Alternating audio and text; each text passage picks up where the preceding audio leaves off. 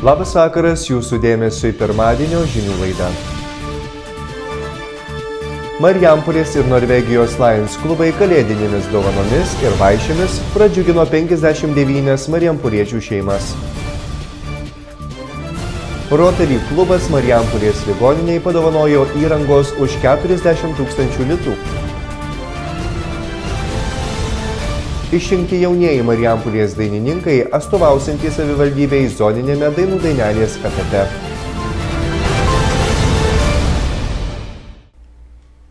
Marijampolės apskrities Lions klubas tęsia daugiametę tradiciją prieš šventas kalėdas gerumo ir džiaugsmo atnešti į jo stokojančius marijampoliečių namus.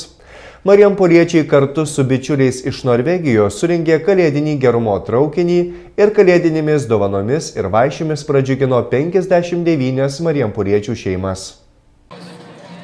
Šeštadienį Jono Basanavičiaus aikštėje pasivaišinti kalėdinę sriubą ir pabendrauti marijampoliečius pakvietė keli Norvegijos Lions klubai ir šios tarptautinės organizacijos nariai marijampoliečiai. Bičiuliai iš Kvamų savivaldybės atvyko netuščiomis. Skurdžiai gyvenančioms Marijampolės šeimoms atvežė vertingų dovanų. 50 dovanų, kurių kiekviena yra skirta po 300 litų marijampoliečiams nupirko norvegai.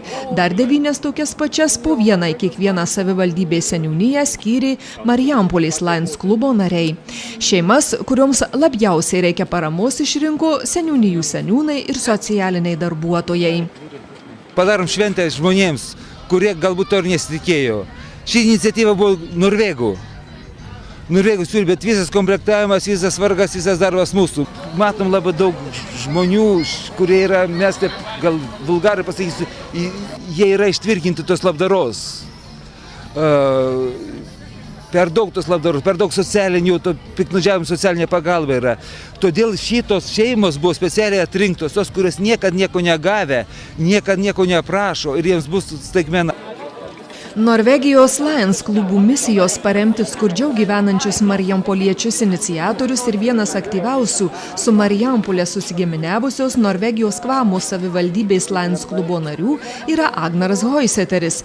Jam už aktyvę paramą mūsų miesto ir jo gyventojams yra suteiktas Marijampolės garbės piliečio vardas.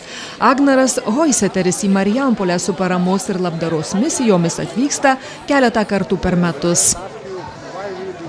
Agnaras Hoiseteris pasakojo, kad akcijai Marijampolėje buvo surinkta apie 40 000 litų. Pinigai buvo renkami einant po namus ir skelbiant akcijos tikslus. Marijampolės garbės pilietis įsitikinęs, kad šis gerumo traukinys veikiau ne labdara, o kalėdinė gerumo akcija. Jie norėta pradžiuginti ir nustebinti sunkiau gyvenančius žmonės, su jais pabendrauti. 50-ąjį kartą į Marijampolę atvykęs Agnaras pripažino, jog mieste jaučiami didžiuliai pokyčiai. Aš prisimenu prieš 20 metų Marijampolėje tvyrojusią sovietinę dvasią ir liūdnus žmonės. Linkėdamas gražios ateities ir linksmų švenčių, Agnaras Hoiseteris pasidžiaugė, jog pastaraisiais metais atvykęs mato, kad žmonės jaučiasi vis geriau ir geriau. Pasistiprinę raugintų kopūstų sriuba ir pabendravę su marijampoliečiais, Lions klubų atstovai iš Norvegijos ir Marijampolės su kalėdinė misija išvažiavo aplankyti socialiai remtinų šeimų. Lions klubai į įvairias seniūnijas išgabeno kalakutų, šakočių, aliejaus, mėsos ir konditerijos gaminių, saldainių bei kitokių skanumynų. Šis kalėdinis gerumo traukinys ne vienintelė norvegų dovana Marijampolei. Norvegija atgabeno kelius šimtus 500 kg maždaug dovanų į dienos centrą ir į kartų namus. Rūbai, knygos, skanumynai ir personaliai kiekvienam kartų namų ir vaikų dienos centro namų personalės dovanos, vardinės dovanos, ko jie prašė kalėdų senelį. Marijampolės ligoninės urologijos skyrius gavo trūkstamos